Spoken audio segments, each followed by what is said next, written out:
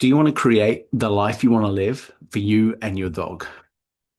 Whether you've recently brought a dog into your life, whether that's a puppy or a rescue or any circumstance, or if your dog has been in your life for a while and you're looking to address unwanted behavior and improve, your life and theirs, then you're in the right place.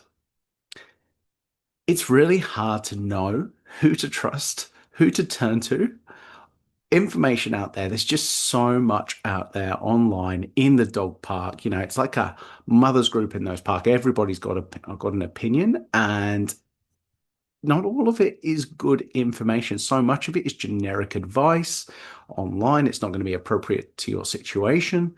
So much of it is anecdotal. This worked for me, and maybe you should try that. And often people end up doing a couple of things, either get stuck in decision paralysis or they end up just throwing spaghetti at the wall and seeing what sticks. So you're not alone. So many people are struggling with their dogs in this modern world. The world has changed a lot over the last 20 years. The way we live with our dog has changed a lot over the last 20 years. And the information that is reaching people is just a little bit outdated, a little bit out of touch, and probably not, like I say, appropriate to you and your individual circumstances. Something that we can say with confidence is doing nothing often just makes it worse. If you don't address it, they don't normally grow out of it. You hear that all the time, like, "Yeah, mate, don't worry, they'll grow out of that." In my experience, so more often than not, they get better at what it is they practice. So if they're doing that behavior that you don't want to see every day, they're not likely to just grow out of it. They're probably going to get better at it, especially the more severe behaviors like reactivity and things like that.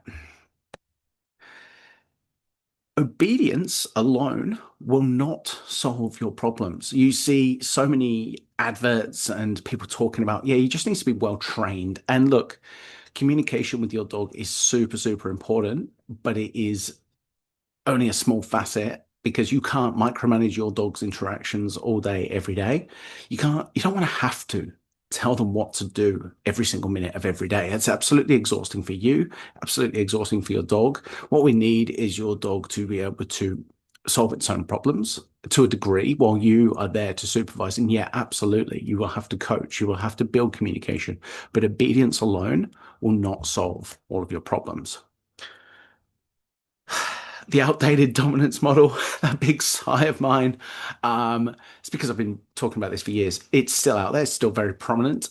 Dominating your dog with force will make things worse. It is a disproven model. Dogs are not trying to be alphas or anything like that. And so, if we come at it with this outdated model of dominance, we're going to cause confusion for our dogs because it's been disproven for dogs, so they don't even understand the concept. Plus, forcing them to do things, with physical force and kind of well, look at this guy's face. I mean, that image is there for a reason, right? Like, that's not a good relationship. You don't want to be domineering over your dog. You don't want to be a dick to your dog. You have to demonstrate leadership, but dominating and using force is not healthy leadership. On the other end of the scale, the thing that we see a lot of advice preached, promoted is give your dog the enrichment and agency they need. But, and they are absolutely essential. Christ, like, yeah, they are absolutely essential things. We need to give our dogs enrichment and agency. Um, but we can't lose control completely ourselves. I hear things like, "Oh, just let your dog sniff the walks for them." That it is to a degree, but you also need to have that relationship where you can go, "Hey, mate, can you come this way with me so you don't pull me over, or so that you don't knock over that lady in the street, or so you don't get run over, or so you don't eat that thing on the floor." We need to have a healthy relationship where it's not either extreme, where you're not being too dominating and too domineering. You do need to have an element of control, of course, and on the other end of the scale, we don't want to be giving them all the agency and all the control so that we feel like we're not in control either. And we feel like we can't handle our dogs and just don't feel safe and don't trust them anymore. So there is a healthy balance. Those are the two extremes that I see promoted all the time. And I sit very much in, I feel like, a more healthy medium where we've got to get it right for the individual. People that I'm working with, often there's an imbalance there. And sometimes I have to come in and help people get more control. And sometimes I have to help people build the trust so that they can give their dog more agency and control in a healthy way. So, yeah, you would be right if you have read this and thought, it just doesn't sit right with me. Because these things, those two extremes, obedience, control, dominance is one end of the spectrum that's flooded the market in terms of marketing. And the other one is you just let your dog be a dog and it's all roses. And I don't think either extreme is helpful or practical. In fact, they're very unhelpful and impractical. Like I say, having a dog that listens to you is super important, but there is about striking that balance. We need to meet their needs. We also need to just concentrate on that entire relationship. Every healthy relationship has some give and take and flexibility. As soon as we get a dog, we step into the role of the caregiver, the guardian. We do have to demonstrate that leadership, and it's up to us to step up and do that. But learning how to do that healthily is what's important, and you can do it. We can demonstrate healthy leadership. We can learn how to give them agency and set them up to succeed. And we can create emotional health, stability, and resilience. And that's the other element that often gets missed. So we want to really focus and help create emotional health, stability, and resilience. If we can help our dogs with that, good behavior comes along for the ride. And that's what we're going to talk about a little bit today. So, with this presentation, you're not going to get what you're going to get, sorry, is you're going to see a framework that has helped over 4,000 people in Sydney since 2015. You're going to get an understanding of why the framework works, and you're going to understand why without it, the results just aren't the same for you or the dog. This framework underpins everything I teach and everything I do. It allows us to plan ahead when we're creating, hey, look, where do we want to go? What do we need to do to get our dog to where we want them to be?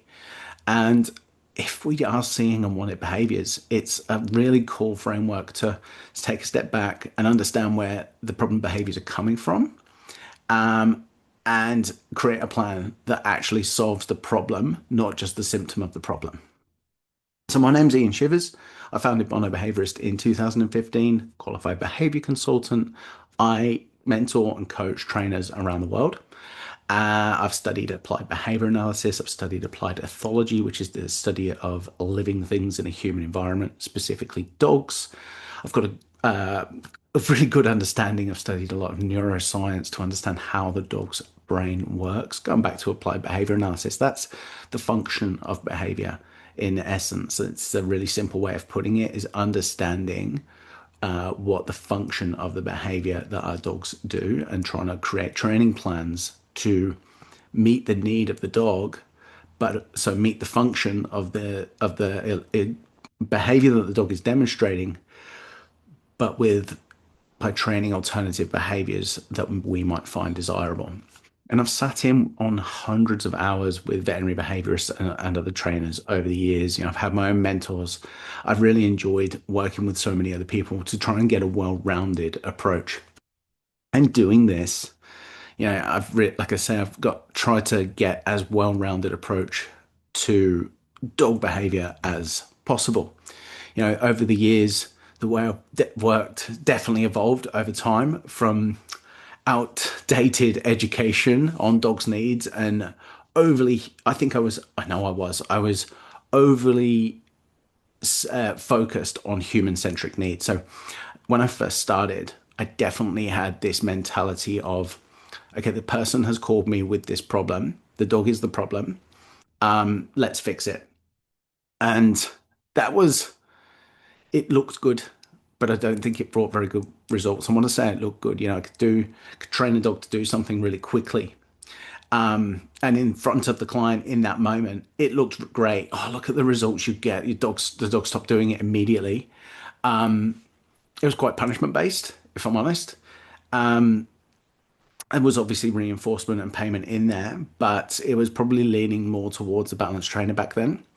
It was it was alluring to the clients, and I could see why, because it brought around what looked like quick fixes and getting on top of things super fast. And obviously, that would please the person. Like my dog's barking suddenly stops barking in that one session.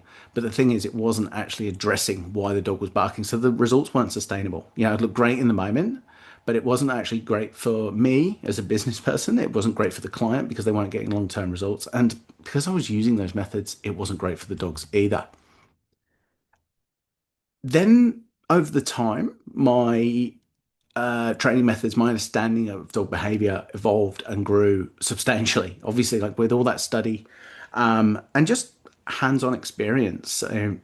10 years at this point in working in Sydney with dogs is a very long time, and not to mention all the years previous in England.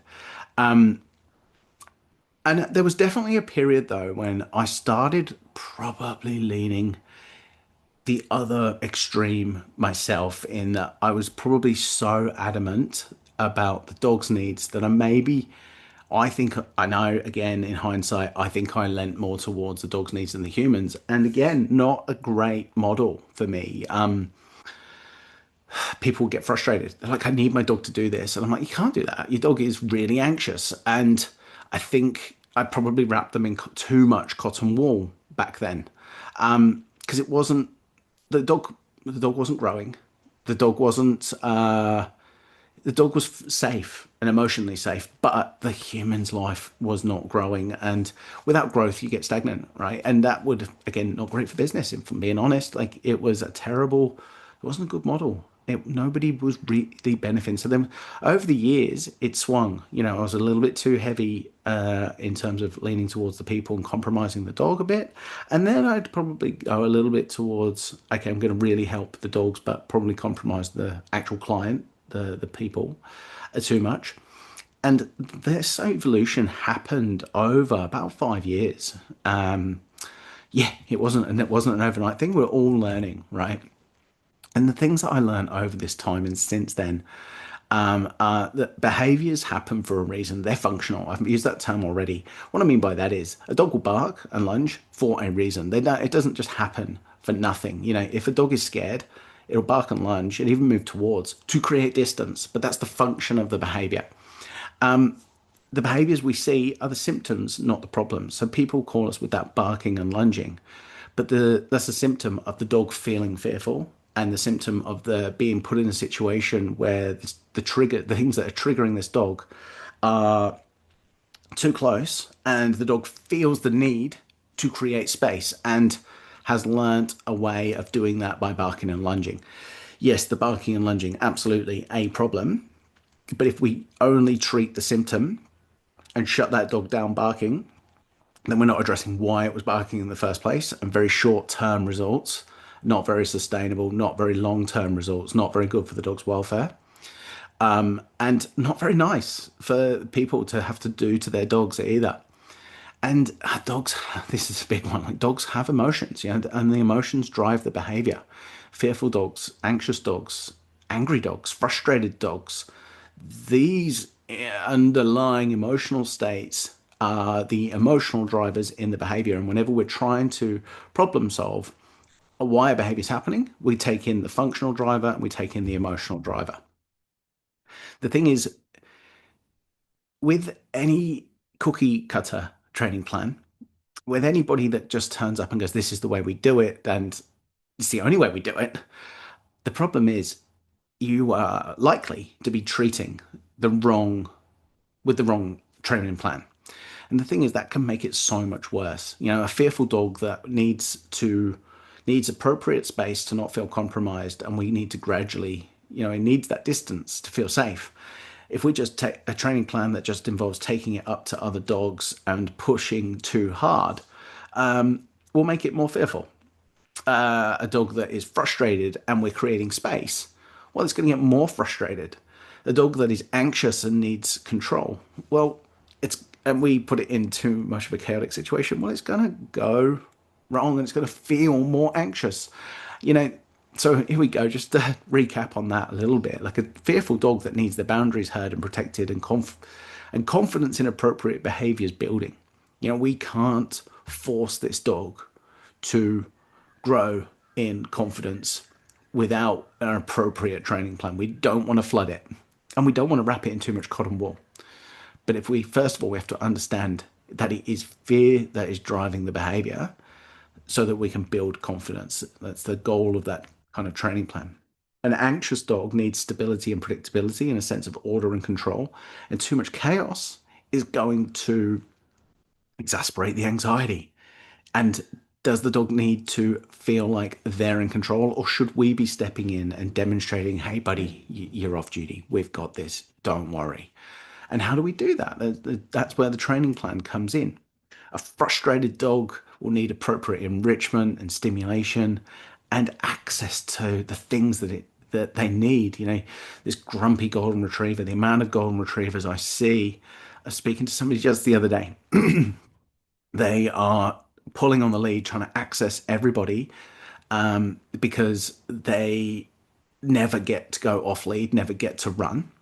They chew everything in the house. Well, these dogs were bred to carry things in their mouth for years, and so because he's never getting off lead and never getting things to chew as well, he's putting everything in his mouth because he doesn't know what to do. But that need is so inherent in his genetics that he needs things in his mouth, and so he's chewing everything. So yes, the symptom is he's chewing, but the problem is he's frustrated because he's not getting access to things that he fundamentally needs as a golden retriever. So we're going to meet these needs in order to resolve behavior problems and prevent behavior problems in the long run too. A dog's emotion underpins our dog's behavior, and they do it to achieve that function. So like I say, the function of the emotion of frustration drives the need to put the things in the mouth for the golden retriever, and the function of that behavior is to chew to relieve the frustration. So just like you and I, it can be so difficult to know which way to lean, whether which which training method to adopt, and that's why it's so important to understand the plan first. And what the main things that I've learned, with education on our dog's needs and behavior, as well as having, we can really we can with education on our dog's needs and behavior, we can get to the bottom of what is driving the behaviors and create really constructive, appropriate training plans. And as well as having worked with so many people and learning to understand people's needs, I'm constantly working. I'm always working with the household, not just the dog. I'm going to have to teach people what it is they can do to help their dog. I can't train the dog for them. I'm only there a certain amount of time. I need to give these skills and this understanding to people. But in doing so, having listened to so many people over the years, my understanding of what the dog's needs, but also the human needs, has just improved drastically. And these days, I realize that we have to strike that balance to create the solutions that support both ends of the leash. It doesn't mean it's going to be perfect. There's going to be days where your dog's needs are prioritized and your needs are prioritized. And we have to zoom out a little bit and go, cool, how do we facilitate the best possible outcome over the next week, over the next month, over the next 6 months?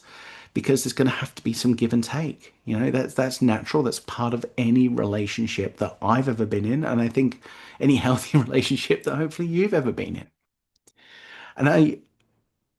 So what I've done over all this time is I've looked back and created this framework that I was talking about earlier. And I based it on my most successful cases. What I saw worked, what I saw that was really effective and successful, I've incorporated into this framework. So the first step is assess. Like I've kind of touched on this already, but assess the situation. I really want to understand you, your dog, your goals, your living situation, your lifestyle, the house layout. I want to understand all of this first, because if I don't know it, then I'm not going to be able to create tailored advice for you. Speaking of tailored advice, the next part is create the plan, right? Like what are the stages of this plan? We might go, okay, my dog's reactive and I really want him to be able to come to work with me. All right, what does that look like? It means walking on footpaths. It means being able to sit calmly and wait for me while I'm doing X. This is just one example, of course, but like, okay, what does that really look like? Well, stage one, does your dog listen to you at home? No. Well, then we need to start on that. Can you hold a lead properly? No. All right, cool. We'll work on that. And does your dog listen to you outside the home? No. Well, not surprised if he doesn't listen to you in the home. We'll start in the home and we'll build up the communication skills in a really easy environment for them to learn so that those communication skills can be applied in the future to where it's harder to learn, but you can fall back on them because he's like, I've played this game before. I understand exactly what you're asking of me. We don't want to ask them to run before they can walk. And people ask me all the time, how long does it take to train the dog? How long's a piece of string? Yeah, what are your training goals? What's your dog's current emotional state? How good are your handling skills? How consistent are you? How often are you going to practice? These are all variables that I can't answer. I can't answer even after doing a real assessment because so much of that is dependent on you as the handler. But once what I can explain to you is, what after talking to you, after getting to know your situation, like, hey, look, this is what I think the plan is going to look like. What's that going? What have you got lying ahead of you? And there is a discussion because you might say to me, look, realistically, I could only take this dog out X amount of times a week. Cool. Look, that is what it is. It's not right or wrong. It just affects it, and that's reality. It's like, cool, no problem. But we've now gone from, being able to train this in a week, 2 weeks to 2 months. So be it. Let's be realistic. Let's put in a fair plan that's fair on you so that you're not getting hung up on guilt, like, oh, I should have done this already. Life isn't going to always facilitate the best possible journey, but we can create a plan that is actually going to fit to your life.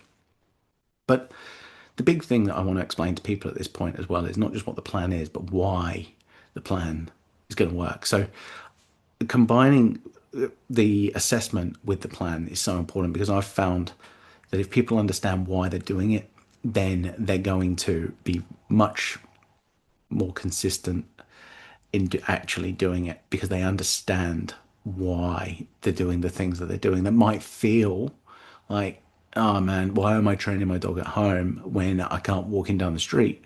But if you understand why, then you're more likely to do it. It also means that you can problem solve because if I gave you a plan that is just you must do X at this amount of times a day, but the dog isn't responding the way we want them to, and you understand why you were doing it in the first place, then you're more going to be more skilled at adjusting the plan yourself. I'm always there for you to lean on and ask questions and go, hey, look, this isn't working. Can we tweak it? But also, I want to equip you with the knowledge that you can go, look, I just need to. I think this feels right. There's a science and an art to dog training, right? And both are equally important. Next part of the plan is not always necessary, but often is, especially if we are working with a dog that has been displaying unwanted behaviors like aggression, reactivity, excessive barking, or maybe if they've just come from a new home, like a rescue, and they've just had a massive upheaval in their life. Maybe they've been in a shelter for years, and the amount of residual stress, the hangover. Because if your dog is stressed, if your dog is anxious, then we want to calm the nervous system down before we actually start teaching them too many things. Because just like you and me, our ability to learn is compromised if we can't think, if we're stressed, and our dogs are no different. So often the first step is let's build some resilience. Let's calm the nervous system down. Let's just lower the baseline of this dog's day-to-day arousal because in doing so, just this part alone resolves so many unwanted behaviors. My dog jumps up and runs away and is overstimulated in the dog park. Cool. All right, we'll build some calm associations. My dog's barking in the home. Brilliant. We're just going to calm their nervous system down, and we've got a framework that can help you or dog sleep deeper, relax more. Here's some communication skills that help you in the moment on how to communicate with them when they are barking. And all of a sudden, your dog won't stop barking because it was well trained. Your dog will stop barking because its nervous system calmed down. It wasn't noticing the same stimulus to the same degree. It wasn't on as high alert. The reactions weren't as large because they weren't as carrying the same amount of stress, and their recovery time was so much quicker. So, stress relief and recovery. And on top of that, it's not just a short term, one time thing. You know, I can go on holiday and have a lovely, relaxing time and relieve the majority of my stress in my life. Doesn't mean that I am going to stay stress free for the rest of my life. And so, understanding and your understanding of the dog's nervous system, learning how to help them recover when they need it, learning what it looks like when they are stressed, so that you can catch it as early as possible to prevent the things that are happening in the future. Your education on their nervous system can is one of the fundamental things to help you and your dog live happily together. Implement the 5 pillars. So this is actually the framework that I use to help the nervous system calm down. We want to introduce, and not just calm down. Actually, let me just reframe that bit. It's not. It is a framework that can help your dog calm down, but it's so much more because it's also your training plan. It's also the things that are the technical side of it. But it's because communication and handling skills, that is that is all encompassing in terms of dog training. You know, that when our dogs are reacting, when our dogs are doing the unwanted behavior, that's the bit that people often call me and go, what do I do when my dog does X? We'll teach you. We'll teach you exactly what to do in that moment. And it will change as your dog's behavior evolves as well. You know, what you do when they're first doing the behavior is probably going to be different a month later because their reaction should be different too if this is done effectively. But also, proactively learning how to communicate and handle your dog in a proactive way is far more important, in my opinion, than learning how to react.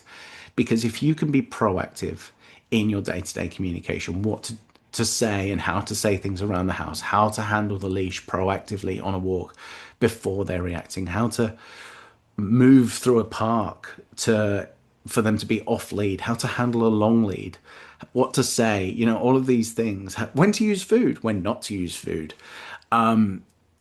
Those communication skills proactively are the ones that get you out the shit before you ever in it.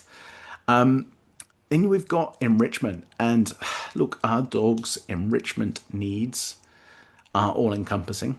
You know, the dogs, I try to communicate to people what enrichment is first and foremost. I'm going to try and give a very quick crash course. Whatever the dog finds enriching at that time is enrichment by definition. And sometimes when I first meet a dog that's super stressed, rest, sleep, and recovery is more enriching to that dog on a day to day basis at the moment than exercise, activity, socialization. And if you might end up actually compromising the dog by misunderstanding their enrichment needs. Then we've got the practical, tangible side of enrichment, which is the things that we give to our dogs and understanding the impact and the way that they access things and use them is so important. You know, we might accidentally be giving our dogs the enrichment like a ball when we're trying to calm them down, which is going to be really counterproductive. They might distract them, but they won't calm them down, and there's a very big difference there. Or we might be giving them something to chew, but actually causing a lot of frustration and anxiety by accident because it might be too big, too hard, too dense, and they feel the need to hide it or guard it. So understanding how to give your dog enrichment, how to use it effectively so that your dog's life is actually enriched. Very important pillar. Exercise is the next one. Exercise is so important. We see a lot of people put a lot of emphasis on physical exercise, but what we don't ever want to do is do it in a way that compromises the dog's mental and emotional health. So physical health, super important, of course, but we shouldn't be doing it to compromise mental and emotional health. Things and examples of that might be just people walking their dog every single day. Good for you. But if your dog is barking and lunging on those walks every single day, is scattered and anxious and flustered and hyper aroused or scared, that's not enriching. That's not actually good for the dog. The dog would rather not be going on that walk whatsoever. So going for that walk around the block, physically, yeah, your dog is fitter, but are they better off for going for that walk? No. No, they're not.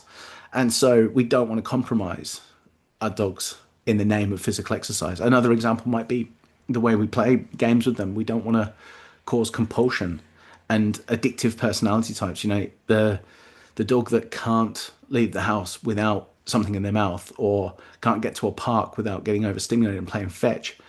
That's compulsion, that's addiction, and that's not a healthy frame of mind. Our dogs socializing in dog parks and other places, we if we take them out and only ever play one player sports, and then we wonder why they're not very social.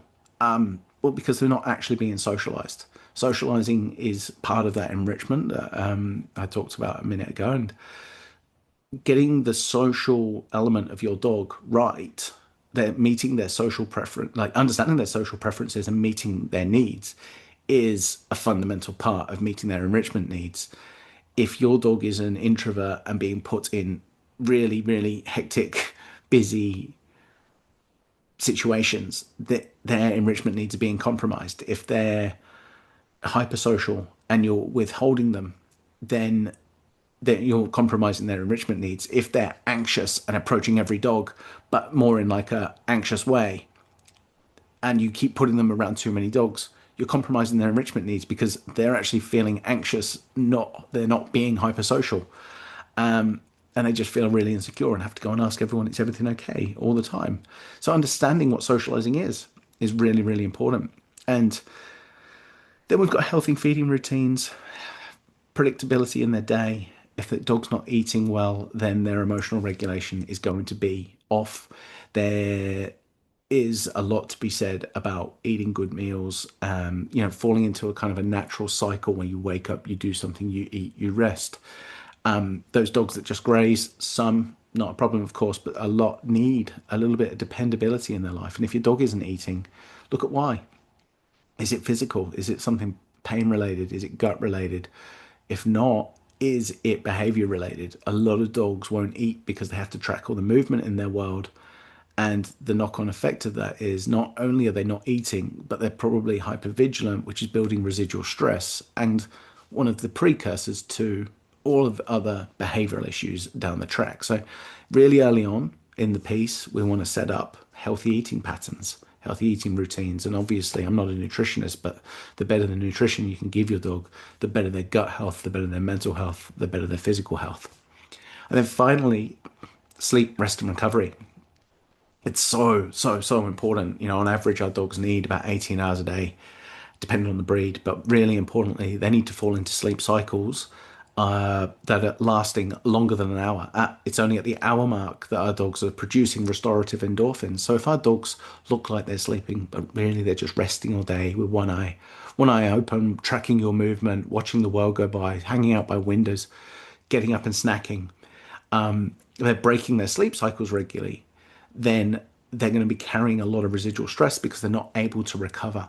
It's just very quick to spiral. If we've got a dog that's hyper vigilant, not eating well, not get maybe leaning on addictive personality traits for their exercise with compulsion, not getting appropriate enrichment, it's going to be very hard to communicate with that dog. You're not going to feel very connected with that dog. They're not going to feel very connected with you. There's going to be a high degree of stress.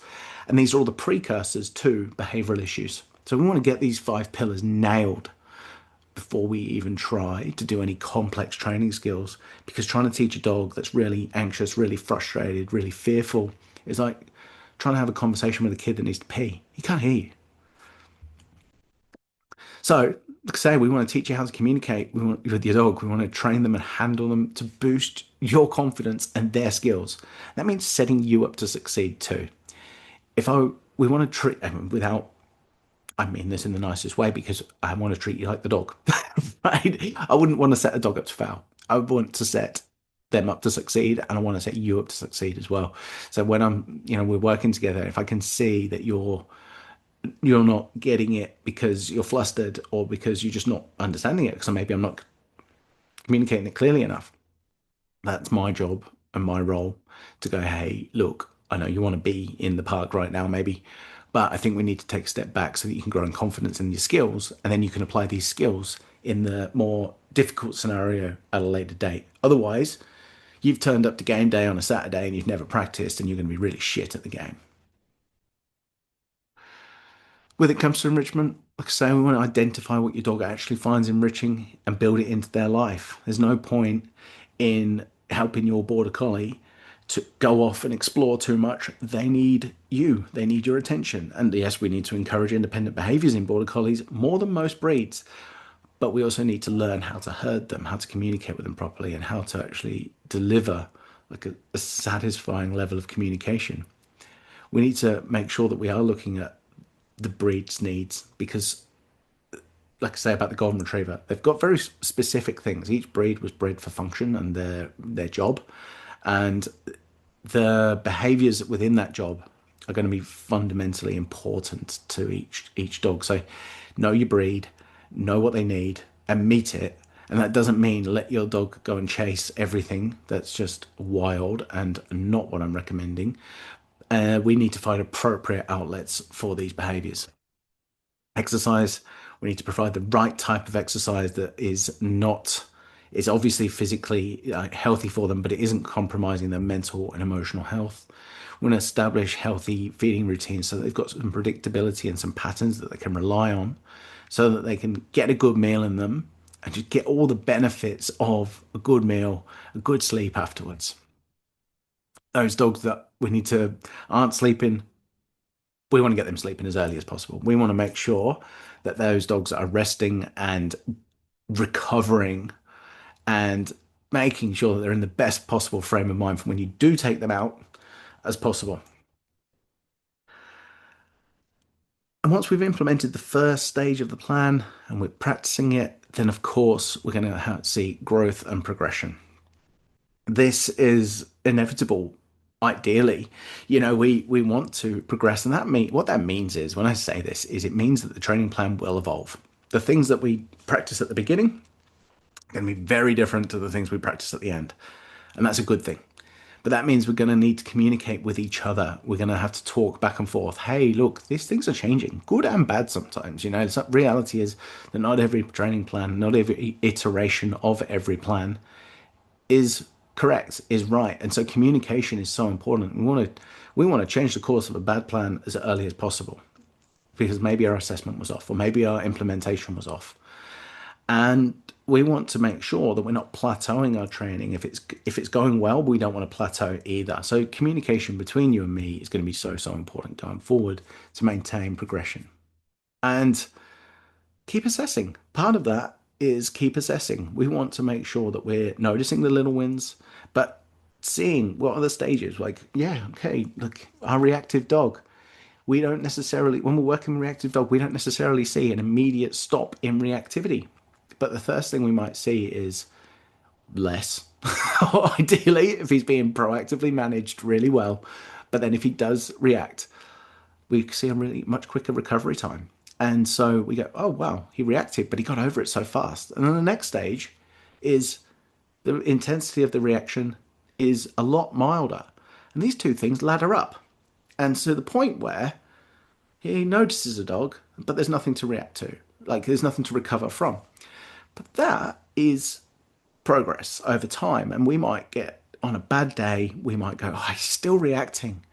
But it's important to notice the progress, not perfection. Yeah, he's still reacting. He's still in a reaction, but he recovered really quickly, or it was really mild and there was nothing to recover from, and then he didn't bark at the next one. So noticing the little wins along the journey. And when we implement this framework, we do see confidence rise in both parties. The people growing confidence in their handling skills. They just grow in their ability to communicate with their dog, their trust in the dog, and the dog's confidence rises as well. They become more resilient. They become just more easygoing. They carry less stress. They trust us more. They listen to us more. Communication improves from both ends. Like we learn what our dogs is saying through their body language, and we start to notice things much earlier than we were previously. But our dogs are also going to be more in tune with us, and they're going to listen to us more readily. Our dog's physical, mental, and emotional health improves, which makes that alone reduces behavioral fallout. That a healthy dog is much easier to live with than an unhealthy dog in terms of behavior. And it's behavioral health at the end of the day that we're aiming for. Owner stress decreases. We just see people just genuinely happier. oh God, this was troubling me so much, and now it's not, is a very common thing for me to hear, which is bloody lovely. Um, Everybody's life gets that bit better by meeting the needs of both the dog and the owner for a happy and healthy life. This works for puppies, it works for rescues, it works for aggression and reactivity cases. It works for addressing any behavior issue you can think of. And like I said earlier, we have used, or I have used this framework and helped over 4,000 dogs in Sydney. And it underpins absolutely everything that I've done in every single consult. This framework works because it's not a cookie cutter, one dimensional approach. It assesses the needs of both ends of the leash, the people, their lifestyles, and their environment. I've never been able to do the same training plan twice.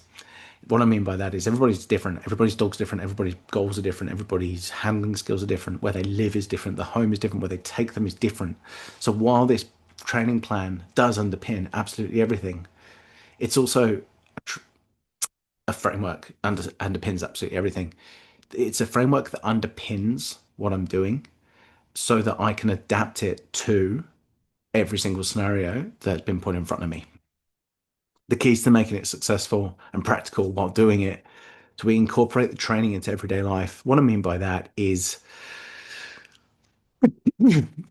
that I understand that you have only got so many hours in the day. The things that you're doing with your dog, um, that's the time that you've got. We can't magic more hours in the day. Now, of course, sometimes I might have to ask people, hey, can you do more? But that I'll also understand, like, there's often a reason why you're not. You know, the dog might be pissing you off. The dog might be making you scared to do it. You might not have the right equipment to allow you to feel confident enough to do that. There'll be many reasons why you weren't, and it's not a blame game. It's let's problem solve to find out if if it is actually practical. Have we actually got that time? And if so, what's in the way? What can we do to get there?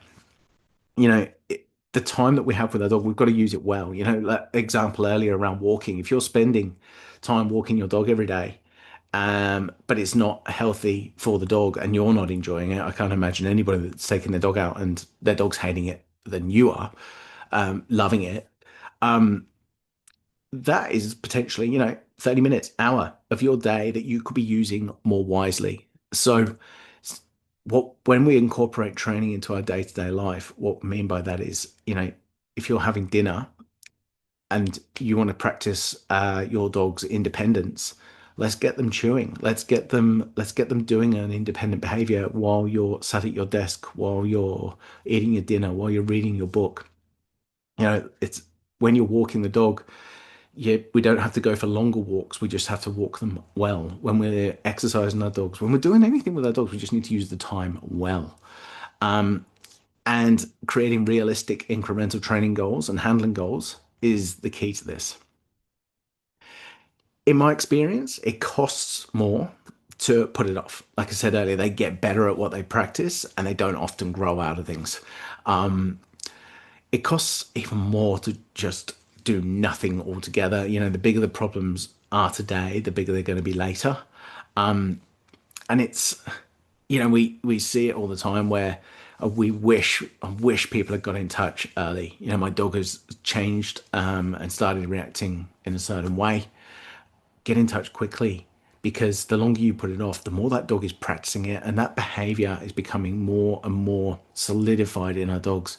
A dog that wants space, if they're turning their head away and walking away or trying to get your attention, and they're like, hey, I really want to get away, and it's not working because you're keeping them there, they're going to learn, well, this is really ineffective. And then one day, if they bark and lunge and the space is created, they're going to look at the kind of efficiency of behavior and go, trying to create space by getting your attention does not work. Trying to create space by looking away doesn't work. Trying to create space by trying to leave doesn't work. But barking and lunging, super effective. So I'm going to do that more because it's really, really going to work. So we don't want to just do nothing. We want to make sure that we get on top of it before our dog's behaviors become too ingrained. But then there's that emotional cost of not of just waiting and doing nothing as well. It's a pain living with a dog that whose behavior is struggling. It's not whether that pain is frustration, whether it is just feeling sorry for them. It's not nice. And so it can weigh heavy. So get on top of it as early as possible.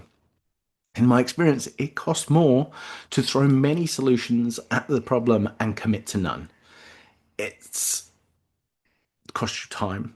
Like we just talked about the time fallout, but it's really confusing for the dog. They like, I have no idea what you're asking of me, and it breaks down trust. So when you do finally get to a plan and you commit to something, it's going to take longer for that dog to go, oh, right, you're sticking to this one.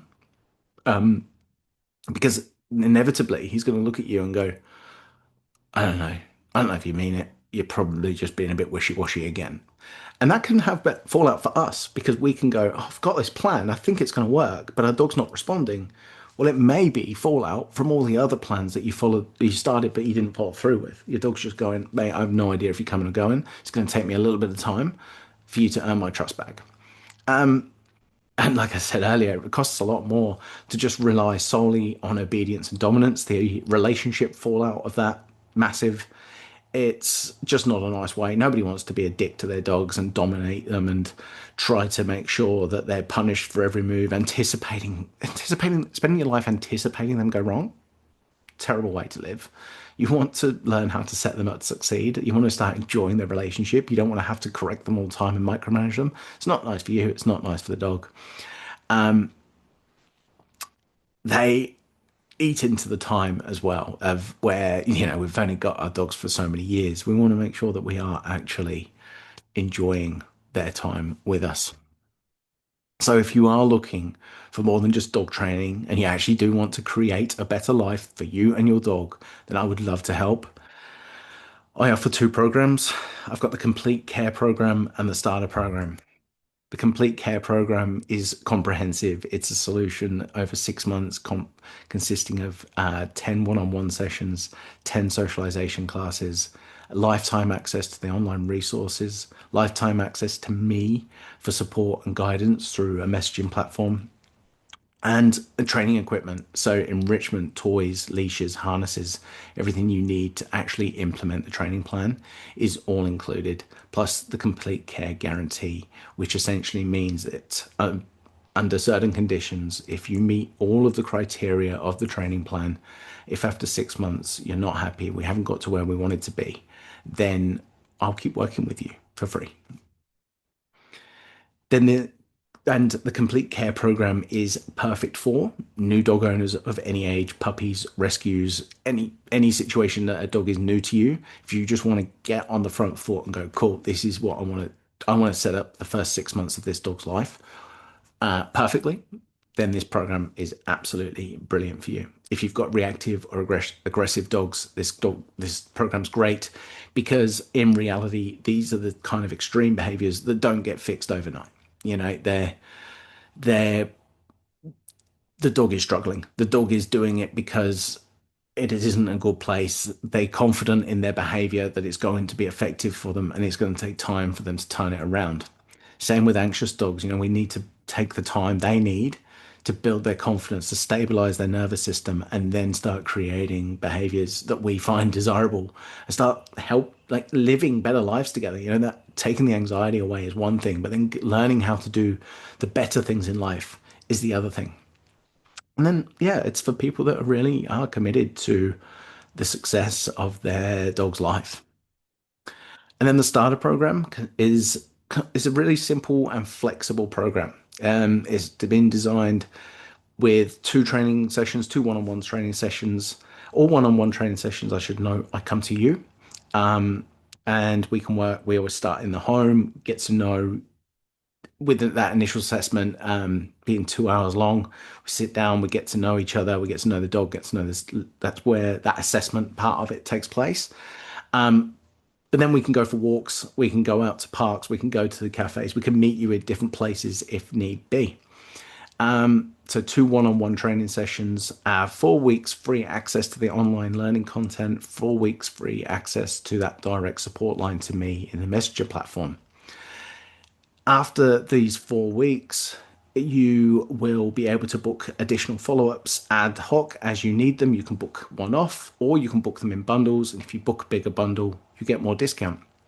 And you can re-access the online content and online support line for a membership fee of just $5 a week as well. So that means for just less than a coffee, you can keep me in your pocket, message me whenever you want to have ongoing training support, regardless of if you book more sessions or not. The starter program is perfect for people looking to address minor issues or looking for a bit of flexibility. You know, if they just want to do a couple of sessions, see how it goes, and then book sessions as they need them, this program is absolutely perfect for them. I also offer socialization classes where I bring dogs that I'm working with together to build up their socialization skills and to help people grow in confidence in learning how to socialize their dog, the handling skills, what it feels like to have their dog around other dogs and just be able to breathe and go, yep, brilliant, this is what we're doing now. Reactivity workshops. So this is a quick workshop where we get to know one another over the hour. Small workshop of maximum 3 dogs where each dog has their own individual place. So dogs can't get to one another. But what we can do in that hour is I can see your dog, talk to you, get to know you and your situation. And from there, we can build, like, I can outline to you what a training plan will look like. And then free puppy classes. So this is something that I absolutely love doing, bringing puppies up to 6 months of age together and offering free classes for them to socialize and for you to come and pick my brain. They're ad hoc classes. Everybody can come to maximum of 3 free classes per puppy. And yeah, everybody with a dog over up to 6 months of age is welcome. So if you have a puppy up to 6 months of age and just want to get them around dogs and just want to come and pick my brain, come along to the free puppy classes and I would absolutely love to see you there. And at any point, you can jump on the website and book a free 30-minute call and just talk to me about what it is you're going through. And I can talk to you about what we could do, what I could do to actually help you and your individual circumstances. I would be really happy to discuss all of that with you. I hope you enjoyed this presentation. I hope you found it helpful. You can reach me at admin@bondibehaviorist.com, or like I say, book into a free 30-minute call, come along to puppy school, hop into a 30-minute, an hour-long reactivity workshop, or just fill in the inquiry form on the website. Many ways to get in touch with me. Don't forget, I've got a podcast out there, Unleashed and Unhinged. Hours and hours and hours of content on dog behavior and training. On Instagram, it's at Bondi Behaviorist. It's Bondi Behaviorist on Facebook and on TikTok. I've got tons and tons of free information out there for you. And I've got a YouTube channel, Bondi Behaviorist. Go and check it out. Have a great day.